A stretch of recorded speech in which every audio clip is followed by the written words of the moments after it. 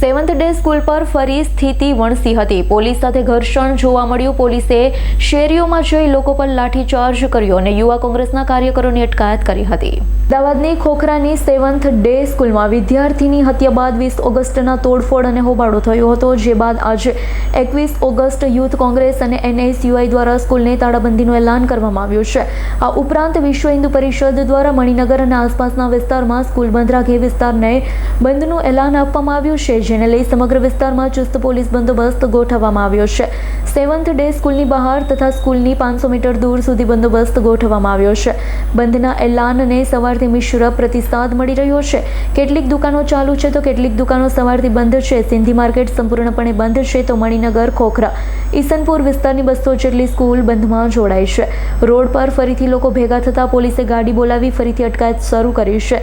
આ ઉપરાંત યુવા કોંગ્રેસના કાર્યકર્તાઓની અટકાયત કરવામાં આવી હતી. શહેર પોલીસના ઉચ્ચ અધિકારીઓ સ્થળ ઉપર પરિસ્થિતિને કાબૂમાં મેળવી શકતા નથી અને બીજી તરફ લોકો પોલીસ અને સ્કૂલ વિરુદ્ધ બોલી રહ્યા છે. તેમને પકડી અને અટકાયત કરવામાં આવી રહી છે.